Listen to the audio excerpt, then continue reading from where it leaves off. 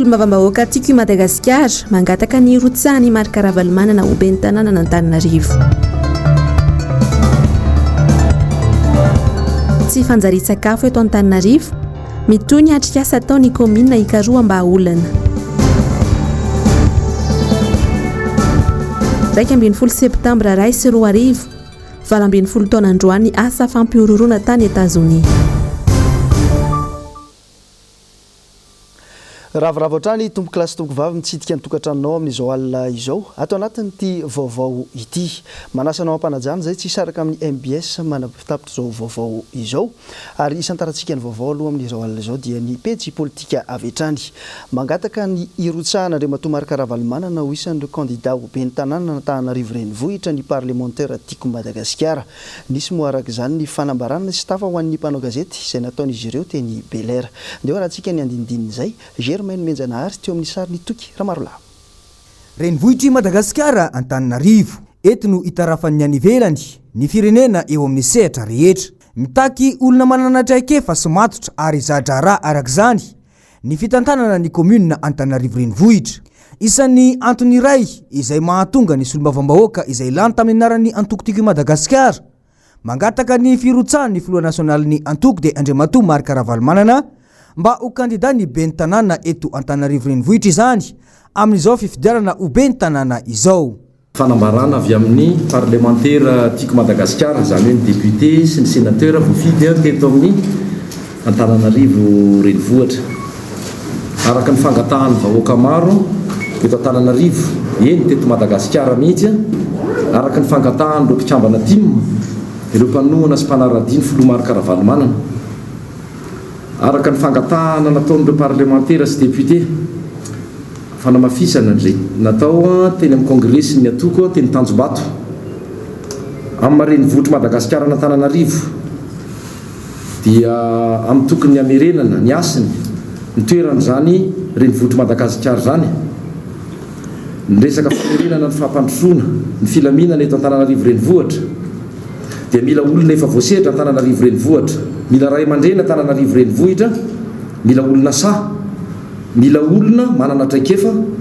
ary mila olona efa nanam-porofo fa nahavita mahavita ary mbola havita. Mila olona manetry tena tsy mieritreritra fa tsy ny tombontsoa imbonany maro anisa, tsy petsara velatsy, tsy mpanao kobakambava, tsy mpanao fanantenana pokaty fa mahalala ny lalana tokony ho ale sy ny fomba atongavana any amin'ny tanjona dia ny fandrosoana Antananarivo renivohitra. No ireo antony maro ireo izay parlementaire voafidy tamin'ny anaran'ny antoko tiako Madagasikara dia miantso mangataka mangavy anao Andriamatoa Marc Ravalomanana filoham-pirenena teo aloha filohan'ny antoko tiako Madagasikara ary filohan'ny odiben'ny mpanohatra mba hanaiky ho candidat ho ben'ny tanàna n'Antananarivo renivohitra. Fantatray sy nonay fa olona manetry teny ianao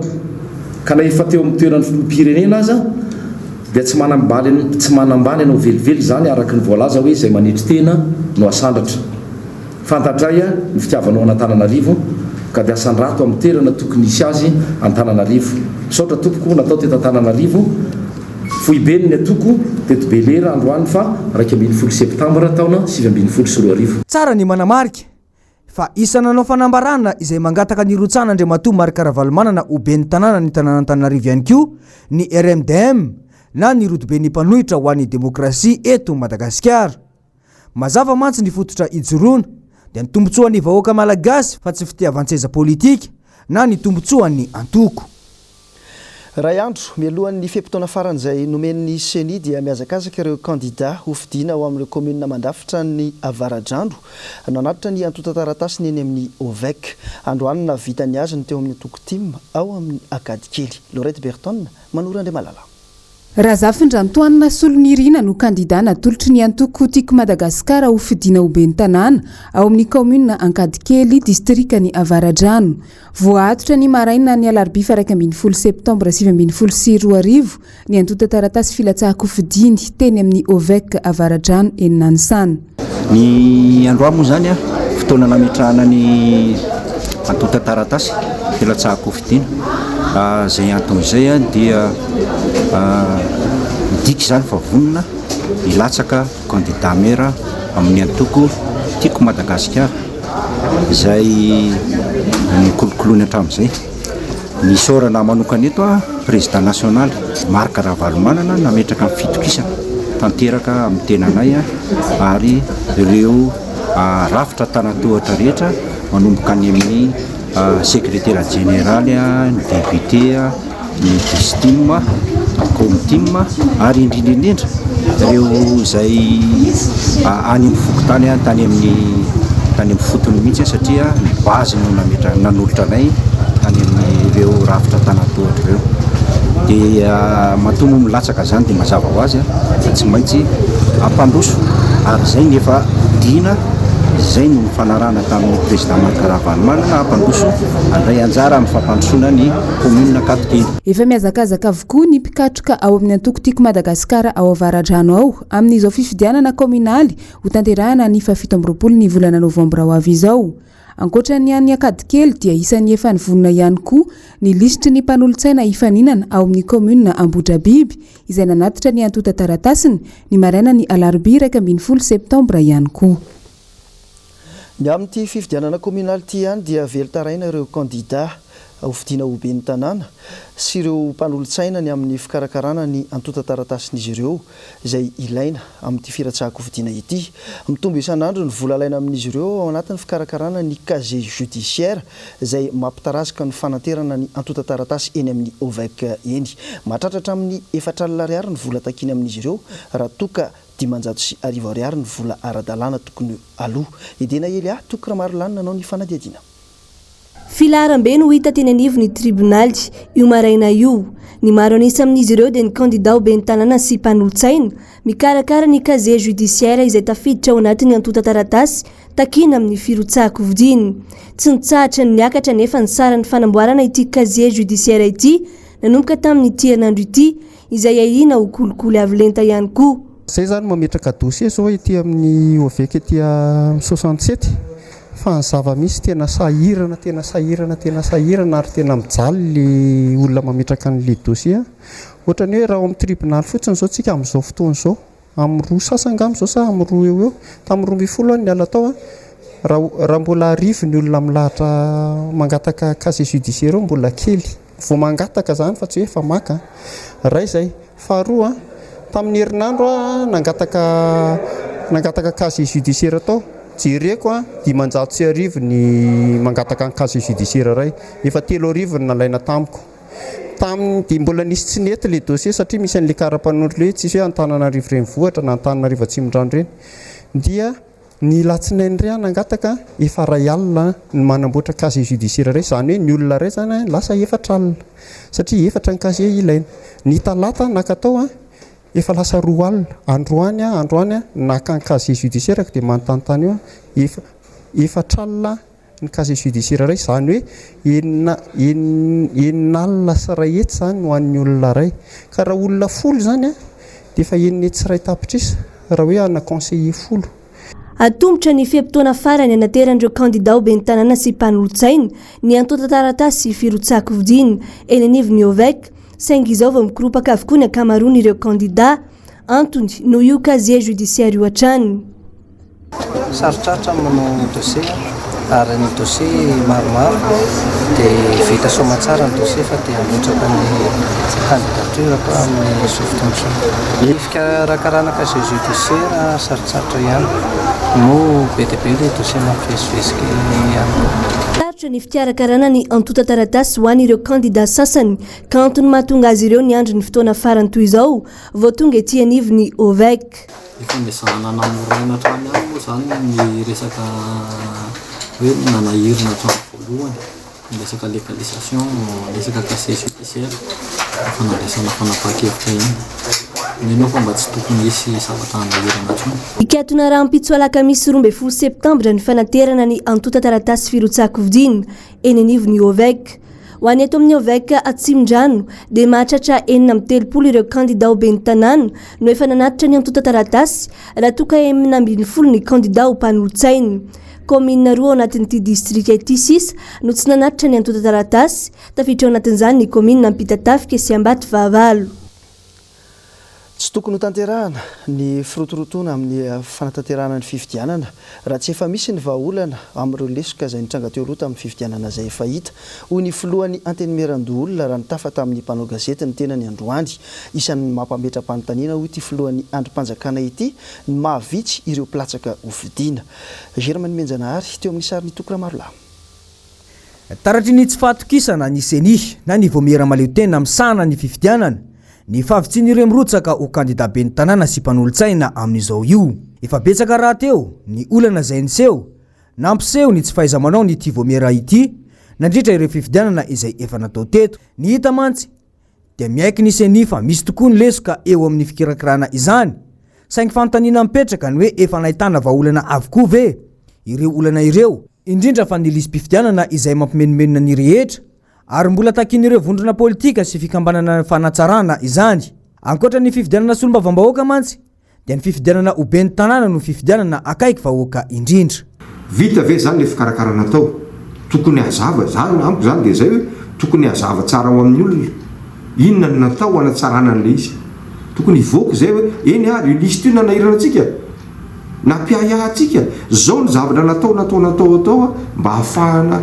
manala an'izany ahiahy zany tsy isy tonga lafatra eo fa tokony isy ny olona manana fahefana amin'izany mikirakira an'izany eo zao natao eto amintsika le bulletin unika tokony hazavaina tsara zany le izy ilisy ty kosa aloha dia efa hatrany amin'ny présidentielle io misy teny misy tsikere inona zany nataon'ny fanjakana hijanona foana aveo hoe ka ianareo mpifidy eny no tsy mijery anaranareo tsy mijery an'izao nefa samy miresaka misy doublon ary misy an'izao ny fahatelo amin'izay dia io ahiahan'ny olona ahiaho fiangarana alatra anatin'ny fifidianana teto amintsika azavao le procédure ahafahan'ny olona mandrisaina hoe raha miara-manara-maso tsika dia tsy tokony isy zany satria rehefa milatsaka ho fidiana ianao dikan'izany manana zo ianao anara-maso amin'ny fifidianana zary zon'olo io ampimy fanjakana ve le olona anan'izay satria raha ilana fotsiny nareo tsinany tsy tonga ataoko nga moramora tsy vitsy ireo kandida no mitaraina noho ny fahasarotan'ireo antota-taratasy izay lehilainy toy ny filaharana etsy amin'ny fitsarana ny amin'ny bileta laharana fahatelo na biletin numéro 3 raha ny vaovao farany izay voaray dia ny mirotsaka amin'ny anaran'ny tenany manokana na ny indépendant no betsaka amin'ireo mpirotsaka hofidiana amin'izao fifidianana ho ben'ny tanàna sy mpanolo-tsaina izao fa mbola nanamafy ihany koa ny filohan'ny antenymeran-doolona Rivirakotovao tamin'ny dinika nataony tamin'ny mpanao gazety androany fa ilaina ny fanitretena amin'ny samy mpanao politika raha tia metraka ny fampihavana-pirenena eto Madagasikara tsy ny mpitondra samyrerina ny mpanao politika samyrery ihany koa nefa no mahefa izany fa ilana ny fahatongavan-tsaina ny tsirairay araky ny afatra napetraky ny Papa François tamin'ny fivahinianana teto antoerana ndeo rahantsika avy hatrany ny fanazavana makasika an'izay ampo politika mety mbola tsy tena zakantsika an'izany hoe veripo le teniko hoe le alternance démocratique fieritretanao ianao amin'ny fitondrana iny fa hialy ianao rehefa indray androany satria misy olona tsy maintsy andimby ianao tsy miresaka sanatriaviko ny fahafatesana sensisa fa eo amin'ny lafin'ny fifidianana dikan'izany misy olona tsy mitovy hevitra aminao eo amin'le firenena amin'ny lafin'ny ara-politika mafy any ny anaiky an'izay zay le mbola tohatra lavabe makany amin'le démocratie zay ny fifanekena zay ny mety anala tsikelikely ny ahiahy ho an'ny mpitondra sy ny ataoko hoe ny fakapanahy ho an'ny mpanohatra amin'ilay tsy anaraka ny cadre légal hoe tsy mitovy hevitra dia tsy maintsy fanapotika ve zany samy fanongana ve zany manomana an'io fanamafisana démocratie ary anatin'izay veriko efa fanomanana an'izany tsy maintsy eken'ny saina hoe zany iny ny anehoan'le le olona tsy mitovy hevitra aminao fa ekenao fa raha indray androany dia misy olona hifaninana aminao arak-hevitra zay ny anehoany hevitra tokony alalaka fanina-kevitra zany fa efa amiresaka an'izay afatra noetiny paparay masina nandritra ny fivahinianana teto Madagasikara izay antsika dia nandritra ny fivahinianana apostolika nataony teto Madagasikara dia naneo ny heviny ihany koa ny avy eo amin'ny antoko politika vami Laurette Berton teo amin'ny sariny Mano Randriamalala mbola mahakely finoana ny atanteraka ireny afatra napetraky ny paparay masina ireny nandritra ny fandalovany teto Madagasikara raha ny fomba fiasan'ny fitondrana ankehitriny no jerena hoy ny hevitry ny mpanao politika iraiky to lasako vavany toy ny artabebaka ihany manko ny fampanantenana sy ny velorano isan-karazany izay natao hatreto ny afatra betsaka fa ny mpitondra tsy ohatra manao litanie récitation dia miteny fotsiny hoe anatanteraka izay fa tsy manao akory raha ny teny ny papa tany iavoloha ny anazy ny UM zay tsisy fandihany akory atreto no anaovan'ny famerenana ny fitenenany le UM nefa mazava be fa ao ny fampitsaliana vahoaka satria totofa nanontaniany ambotro manjaka ao ny fitiavan-tena satria fehezina ny arem-pirenena ary atao 50-50 ny Ilse Parks ao ny fomba fangalarana moderna aminay zany le UM no tena akafizin'le papa zay mangataka ny mpitondra ny ACC ny fitsarana malagasy ny olo manam-pahaizana malagasy sy manam-pahendrena mba hiteny ny filohan'ny repoblika io tsy voatery andry izao vahiny rehetra izao i Madagasikara anome afatra ny mpitondra sy ny mpanao politika izay vao hivoatra raha mbola tsy misy finiavana ny ifandinika sy ifampiresaka raha tsy mbola vonina ny hanao izany ny ankolafikery rehetra eto Madagasikara indrindra fa ny sehatra politika dia ho sarotra ihany ny siny ny tena fampandrosoana. Eo amin'ny lafim-baovao ara-tsosialy kosa indray dia vosikajy ho isan'ireo renivohitra lasibatry ny tsy fanjarian-tsakafo ny renivohitry Madagasikara ary manana tahambony raha oharina amin'ireo faritra hafa misy tsy nitazapotsiny manoloana izany nefa ny ben'ny tanàna Antananarivo Lalao Ravalomanana fa dia efa nisy paikady sy zafitra maty paika hoentina mingorana izany tao aorian'ny fifanarahana tamin'ny taona 2024 mitoy amin'ny alalan'ny atrikasa izay iarahana amin'ireo mpiara-mombonantoka ny fampiarana ity paikady ity. Ndeha rahantsika ny angom-baovao edena Elia teo amin'ny sary ny Tokra Marola. Tafiditra ao anatin'ireo firenena efatra tratry tsy fanjarian-tsakafo mitarazoka maneran-tany i Madagasikara. Lasibatra voalohany amin'izany ny faritra Analamanga izay manana tavalambe 700 raha toa ka 700 izany ho an'ny komina Antananarivo renivohitra ho an'ireo zaza latsaky ny 5 taona araka ny fanadidiana farany ataon'ny mix.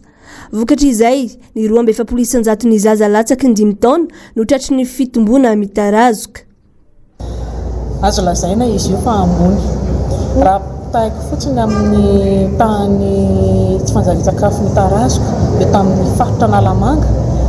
dia valabefapolo isan-jato no navoakan'ny enquête mix tamin'ny valabefapolo sy roa arivo teo zany nefa ny Antananarivo renivohitra zany ny tanàna Antananarivo renivohitra dia nanome taha 7,3 dikan'izany zany betsaka kokoa tamin'ny ville zany nefa samy atao anaty région Analamanga tsika mihoatra ny taha ny eto amin'ny manerana ny Madagasikara dia 2,7 ny taha nasionaly zany ny tsy fanjarian-tsakafo tsy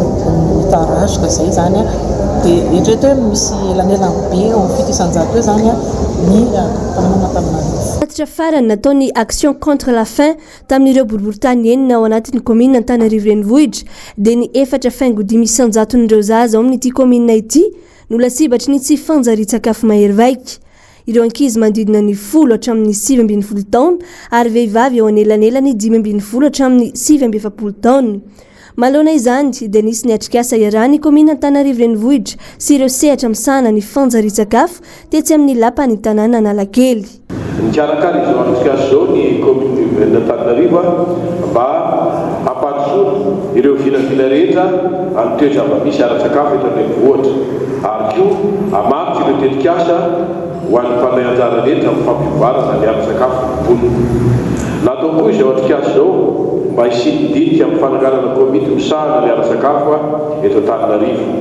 Tsara marihana fa efa nanana fahavononana ny ben'ny tanàna Lalao Ravalomanana amin'ny ady amin'ity tsy fanjarian-tsakafo eto an-drenivohitra ity. Efa nisy ny fifanaovan-tsony tamin'ilay fifanarahana Pacte Milan ny taona 2024 niaraka tamin'ireo tanan-dehibe miisa 7,7 maneran-tany. Manoritra mazava ity fifanarahana ity amin'ny fananganana rafitra fiahiana ara-tsakafo maharitra ho an'ny tanan-dehibe. Mifototra amin'ny sehatra enina io fifanarahana io mba handrosoana vahaolana azo tsapaitanana. Voalohany amin'izany ny fitantanana ara-tsakafo, ny fanjarian-tsakafo maharitra, ny famokarana sy ny famatsiana sakafo, ny fampitoviana lenta ara-tsosialy sy ara-toekarena ary ny fampihenana ny fako azo avy amin'ny sakafo. Tsara ny manamarika fa tafiditra ao anatin'ireo tanan-dehibe 3 maneran-tany mametraka ny paikady amin'ny gorana ny tsy fanjarian-tsakafo ny renivohitry Madagasikara. ny amin'ny resaka tontolo iainana kosa indray dia vosikady ao anatin'ny tanàna maloto indrindra tanàna maloto amin'ny resaka tontolo iainana Antananarivo renivohitra avo telo eny mihoatra ny tokony iainan'ny olombelona ny lotony rivotra eto Antananarivo renivohitra raha nitatitra an'izay navoaka ny OMS. Jessica Mirainy nanao an'izay fanadihadiana izay. Mihoatra ny 1 microgramme isaky ny metatra toratelo ny fahalotony rivotra eto Antananarivo. Izany hoe mihoatra avo telo eny amin'ny fetranapetraky ny Organisation Mondiale de la Santé na OMS izay 20 microgramme isaky ny metatra toratelo. Raha io isy io araka izany dia aorian'ny tanàna iray anisan'ny lehibe sy be mponina ny Chine i Madagasikara, i Shenzhen, misy mponina maherin'ny 4.0 tapitrisa. 2.0 microgramme isaky ny metatra toratelo ny fahalotony rivotra ny aminy. Miakatra hatramin'ny 1.3 microgramme isaky ny metatra toratelo izany ho an'Antananarivo rehefa atoandro. Izay ambony lavitra noho ny an'i New Delhi, tanàna lehibe iray any Inde, izay tanàna maloto rivotra indrindra eto an-tany. 7.0 microgramme isaky ny metatra toratelo ny fahalotony rivotra ny antoerana. Ny fahalotony rivotra nefa dia mamono olona maherin'ny 7 tapitrisa isan-taona maneran-tany. Antony telo no mahatonga ny fahalotony rivotra eto Antananarivo raha araka ny fanadihadiana nataona manam-pahaizana avy any ivelany. Dia voalohany, ny doro-tanety, faharoa, ny loto ateraky ny orinasa eto Antananarivo, ary fahatelo, ny fahamaroan'ny fiara mifamezivezy eto an-drenivohitra. Ny ankamaroan'ny fiara rahateo efa simba sy tsy tokony hiasa avokoa. Fa anisan'ny mahatonga ny fahalotony rivotra eto ihany koa ny fiakaran'ny maripana ny tany na ny réchauffement climatique izay ateraky ny fahasimban'ny tontolo iainana noho ny faharipahan'ny ala toy ny mangrove. Voka-dratsy maro no ateraky ity fahalotony rivotra ity. Raha ho an'Antananarivo izay hiara-ny fahalotony rivotra izao dia ny zaza no tena lasibatra. 2.0 isan-jato ny zaza latsaky ny 5 taona eto Madagasikara no tratra ny aretin'ny avokavoka na ny infection respiratoire aiguë IRA. Raha ny tatra navoaka ny OMS tamin'ity taona ity tany Genève dia zaza 9 isan-taona no maty maneran-tany noho ny fahalotony rivotra. Rehefa tsy mandoto dia fa manadio. Filamatra ho an'ny rehetra izany mba hikojakojana ity tanànantsika ity, tsy hitsangabendratra manoloana ny firenena hafa ihany koa. Fa efa anjaton'ireo vehivavy malagasy mila ravinahitra ny Koweït izay mangataka ny fodiana tia tanindrazana amin'izao fotoana izao, saingy mbola tsy tafavoaka ny antoerana izy ireo noho ny antony ilay fangalarana taona. Saingy tsy ampy avokoa ny akamaroan'izy ireo dia tsy ampy taona ary mandeha ny resaka amin'izao fotoana izao ny amin'ny fampodiana izy ireo aty tanindrazana. Noro fitiavana teo amin'ny sary nitahiriny aina. Miantso ny fitondram-panjakana ireo vehivavy malagasy mila ravinahitra ny Koweït mba hampody azy ireo eto tanindrazana. Efa maherin'ny zato ireo voakasika amin'izany izay saika tanora tsy ampy taona avokoa mandidina ny 15 taona eo. Ny ambasady any Koweït no nandray ireo vehivavy malagasy ireo tsy tafody eto Madagasikara reto farany vokatry ny fangalarana taona. Misy ny misandoka ho 3 sy 20 taona rehefa nataony fisavana kanefa vao 4 sy 15 taona eo avokoa. Raha ny fanazavany reto tanora ireto tsy mandray fa tsy 13 taona no miakatra ny mahasoavona andray azy ireo antony nahatonga ny fisandohana taona. Hitady fiainana tsaratsara kokoa no antondian'izy ireo saingy tsy arakarak'izay ny zava-nisy. Ny taraina tao amin'ny tambajotra ny serasera Facebook ireo malagasy any Koweït manoloana ny toe-java-nisy nahazo azy ireo tany antoerana ary mbola manao antsoavo amin'ny fitondrana ireo tanora vehivavy mba hampody reto farany an-tanindrazana. Araka ny fijoroana vavolombelona nataon'izy ireo hatrany tsy misy ny fanajana ny zon'olombelona. Tsy nisitraka ny fitsaboana sahazazy ireo vehivavy malagasy mila ravinahitra kanefa tena mbola ao anatiny tsy fahasalamana ny ankamaroany. Tsy afaka mivezivezy ihany koa satria voatazona amin'ny mpampiasa ny pasiporo. Etsy ankilany nilazany teo anivon'ny ministera ny asa sy ny fampananana asa ary ny lalàna sosialy fa isy ny fanadihadiana lalina momba io raharaha io. Nanamafy ihany koa anefa ny talety jeneraly misana ny asa sy ny lalàna sosialy Andriamatoa Gerson Razafy-Manantsoa fa tsy ny ministera ny asa ihany no tompona andraikitra ny amin'ny fijerena vahaolana ny amin'ny fampodiana ireo vehivavy malagasy mila ravinahitra any Koweït fa ny ministera hafa. Mbola tsy nisy ny vahaolana andraisy ny fanjakana treto raha ny fampodiana ireo vehivavy ireo eto an-tanindrazana. raha miresaka kosa ny fanadinam-panjakana isika dia efa hifarana rampitso ny fanadinana BEPC fa mikasika ny fanadinana baccalauréat 2024 dia nomboka ny 30 septambra ary hifarana ny 4 oktobra ho avy izao ity fanadinana ity. Mitombo ny isan'ireo tsy afaka hiatrika ny fanadinana antsoratra izay ho tanterahana raha toka ny fantatra kosa dia miena ny isan'ireo mpiadina amin'ity taona ity. Nisy ny fanadihadiana izay natao tamin'ny tompona ndraikitra teo anivon'ny direction des examens nationaux androany Miradra Benjamina teo amin'ny Sariny Mano Ranemalala. Mpianatra miisa 427 amin'ny 473 voasoratra anarana eto Antananarivo sy ny manodidina no tsy afaka hiatrika ny fanadinana baccalauréat izay ho tanterahana ny 30 septambra hatramin'ny 4 oktobra ho avy izao. Ny antony dia noho ny tsy nanatrehan'izy ireo ny adina ara-panatanjahantena izay midika avy hatrany fa tsy manana isa na ohatrany noty azony tamin'ity taranja ity. Ny 13 amin'ireo dia voasoratra anarana ao amin'ny lycée Rabia Arvelo, Nanisana, Jules Ferry ary LTC Ambefilo. Niakatra arak'izany ity taremarika ity raha manodidina ny 900 kosa izany tamin'ny taondasa araka ny fanazavany ny tompona ndraikitra avy ao amin'ny direction des examens nationaux. Misy ny listreo olona lazaina fa absent reo le 427 manao zavatra moa tsy mora, mety misy ny latsaka kely, mety misy amin'ireo olona ireo tonga ihany fa voasoratra dia nandray fanapakevitra zany ny direction des examens nationaux fa ho affichena eny amin'ny centre d'examen rehetrarehetra ny liste ny absent mba ahafahan'ny mpiadina mijery hoe sao dia lasa absent izy nefa présent ihany, ka raha ohatra izy présent nefa marqué absent dia manatona faran'zaingana ny tompona ndraikitra ahafahana mijery le momba azy. Ho alefa ihany koa izy io ao amin'ilay hoe office du bac officiel, zay zany tena hoe site moa zany fa page Facebook ampitana amin'ny vaovao rehetra makasikasika ny baccalauréat. Enimpolo taona ny zoky indrindra hiatrika ny fanadinana baccalauréat amin'ity taona ity raha toa 12 taona ny zandry indrindra. Ho an'ireo olona manana fahasembanana kosa dia misy jamba miisa 2 ary marenina miisa 5. Teratany vahiny miisa 3 ihany koa no andray anjara amin'ity baccalauréat 2024 ity. Ny eo amin'ny vaovao ny fitanterana kosa indray dia coopérative miisa 2 mampitoena Antananarivo sy Toamasina no mbola tavela eny Ambodivona. Izy ireo izay afindra eny Andotapenaka hiaraka amin'ny zotra makany Mahajanga sy makany Antsiranana amin'ny herinandro ho avy izao. Ny antony moa dia ho fampivoarana ny tontolon'ny fitanterana nasionaly izay no tanjona. Laurette Berton teo amin'ny Sariny Mano Ranemalala. Vondro ny coopérative no miara-misalahy amin'ny Makoto izay orinasa iray nahazo ny fitantanana ny tobo fiantsonana nasionaly eny Andotapenaka araka ny noty nivoaka tao aorian'ny tolobidy natao ny fitondrana teo aloha.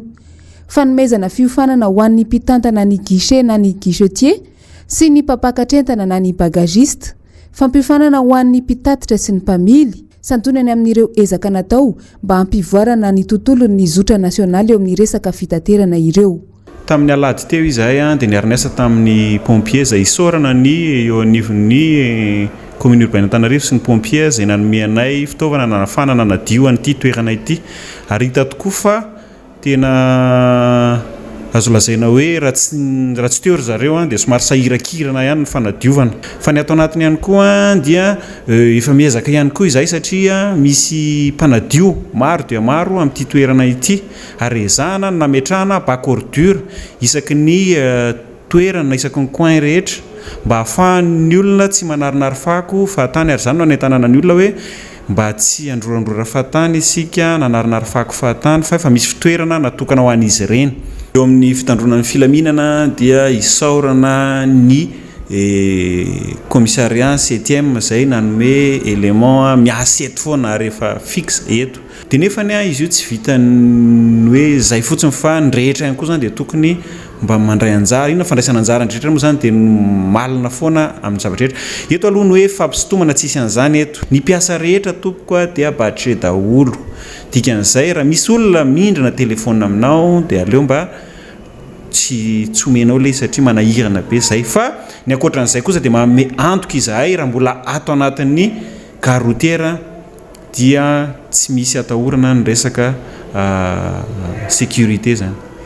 Nanomboka tamin'ny nifindran'ny zotra RN4 sy RN6 niala avy any Ambodivona nakeo Andotapenaka ny tombo ny fandaniana ho an'ny mpandeha hiazo anambody vony tondra entana sy olona 15 000 raha olona fotsiny dia ny entana arakaraka le entan'olona ny frais-na eto olona 10 ny entanay raha ohatra arakaraka na olona ray afaka mandeha zay rehefa fanaraka amin'le frais le olona zany avy any Mazanga na avy any Dego dia andeha Tamatavy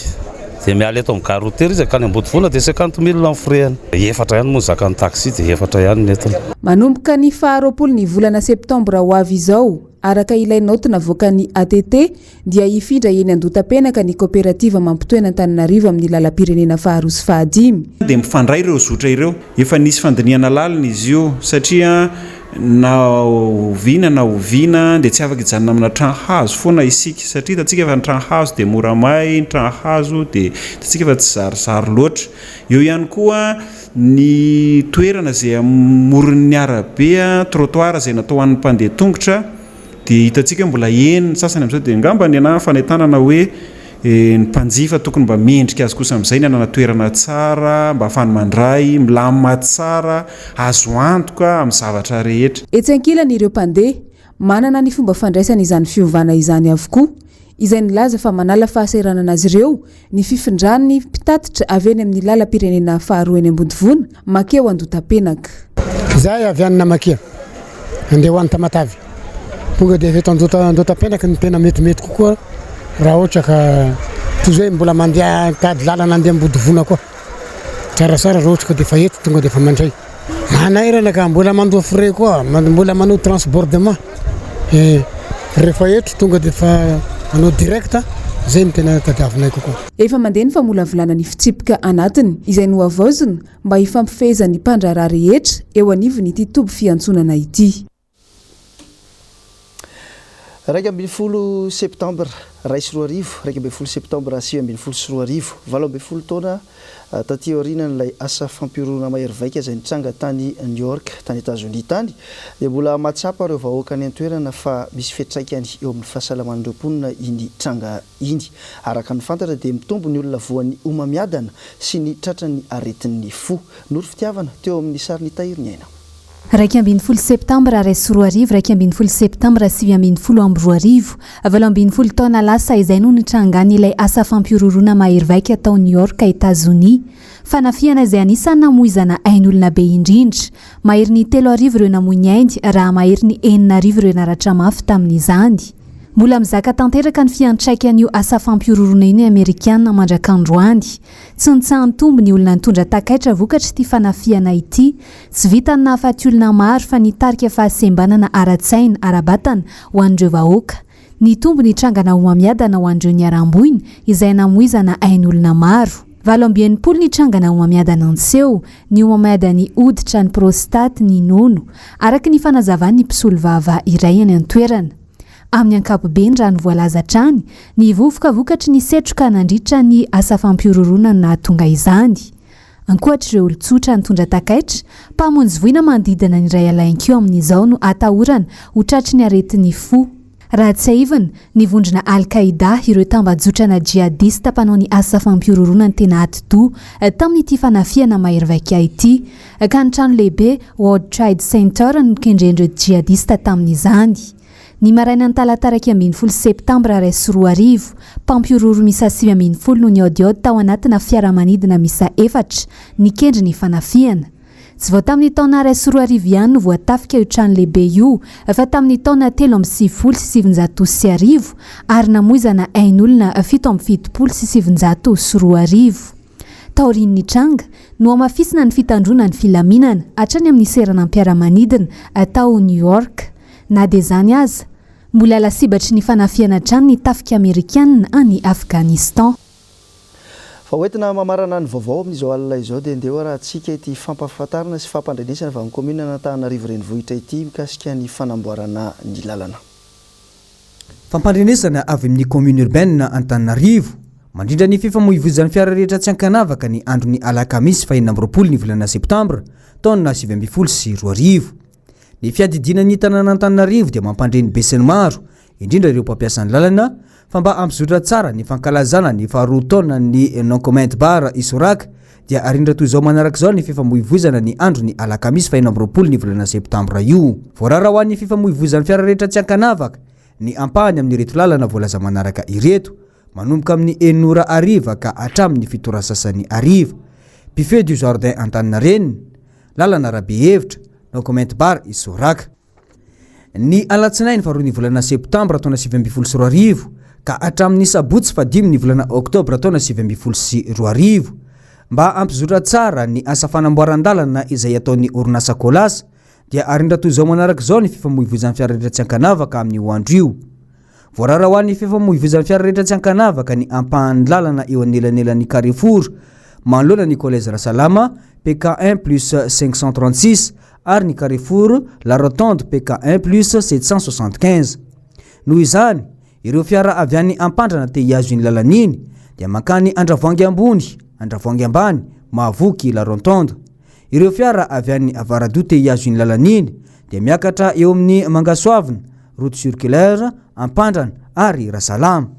Alahady fahenina ny volana oktobra taona 2024 mba ampirindra tsara ny etsika alokorasa andiany fahadimy izay karakaray ny orinasa Okalo dia arindra toy izao manaraka izao ny fifamoivozana amin'ny hoandro io.